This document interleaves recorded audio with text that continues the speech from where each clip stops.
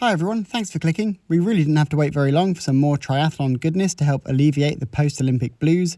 We're straight back into the action with the next instalment of the Wtcs, or the World Triathlon Championship Series. For those of you who don't know, this is a top level of draft legal triathlon where athletes race over a series of races across the globe to be crowned world champion. The racing in Montreal, Canada this weekend is the third race in the series this year. The race actually has a new format this year that is featured in the series for the first time. It's a super sprint eliminator format taking place over 2 days on a course consisting of a 300-metre swim, 7.2-kilometre bike and 2-kilometre run. On day one, the field will be split in half into 2 eliminator heats. The top 10 in each heat automatically qualify for the final. Those who miss out on the automatic qualification spots will have a second chance in the repechage race, with again the top 10 progressing. On day 2, the 30 qualified athletes will compete over the same course up to 3 times. After race 1, the bottom 10 are eliminated, and the same again after race 2, leaving just 10 athletes to battle in race 3, with the first over the line taking the win and maximum series points. If by some miracle you're still with me,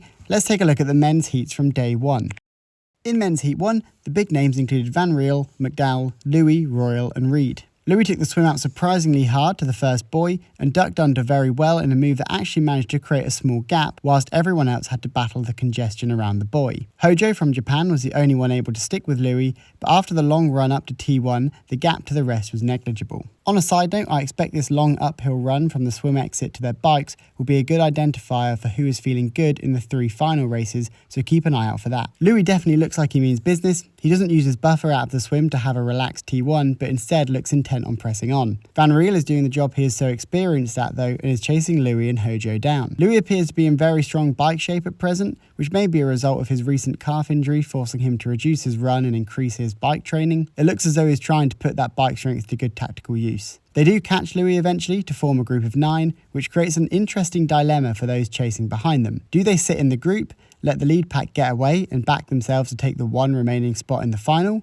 Or do they risk doing the work on the front to bring the lead pack back to give themselves a shot at the other 9 qualification places? Onto the 2K run, and Sione of Spain clearly is one who's backed himself to win the foot race out of the chasers. Messias as well, who had a good run in Tokyo, appears to have had the same idea. Again, this format opens up another interesting tactical aspect. By committing from the start, Sione is signalling to everyone else that he's confident he'll be able to take the 10th spot, giving his chase pack competitors a split-second decision to either go with him or to save their powder for the repechage. Sione and Messias are both strong runners, but it does open the door for somebody to bluff their way through. With 8 spots pretty much secured as Heat 1 nears the end, a dogfight for the remaining 2 spots ensues between Royal, Messias, Verns and Sione. Meanwhile up front, Hojo makes a move for the win, perhaps not the smartest move tactically as the win doesn't really matter in the heats, but perhaps he just wanted to show off his cool blue hair. Here's the top 10 from Heat 1, Sione and Messias both qualifying after bridging the gap, whilst Verns and Royal narrowly miss out. You can see as well how the run times drop beyond Royal,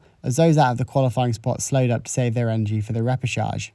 Men's Heat 2 featured Birtwistle, Wild, Schomburg, Berger, Geens and Konix. More strength and depth than Heat 1 I would say, but missing a big hitter like Louis. With no outright swim leader like a Schumann, Louis or a Varga in this heat, you can see how much more compact the field stays in the water, and as a result, everyone is pretty much out of the swim together. Hauser has a poor transition here and ends up off the back. He does battle back on though, but at what cost? Again, you can really see the impact of the lack of somebody like Louis, Blumenfeld or Brownlee in this bike group, as they're all together with nobody noticeably pushing on. Hayden Wild ends up taking on this role and spends a lot of the bike on the front, but ultimately there is never really any sort of split on the bike. I really would have liked to have seen one of the smaller names from this group roll the dice and try to steal 5 seconds on the group to give themselves a buffer on the run. For those that knew they probably were not going to run themselves into the top 10, this might have helped them secure a qualification slot. Ultimately though, everyone comes into T2 together.